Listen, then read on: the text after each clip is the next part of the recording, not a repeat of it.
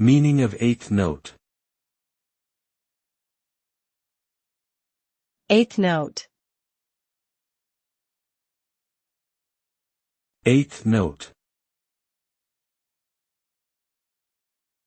Eighth note. Eighth note. An eighth note is a musical note that represents half of a quarter note in duration.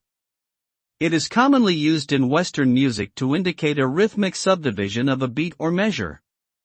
When played or sung, an eighth note lasts for 1/8 of the duration of a whole note. In notation, it is represented as a flag attached to a stem, and can also be grouped together with other eighth notes using beams.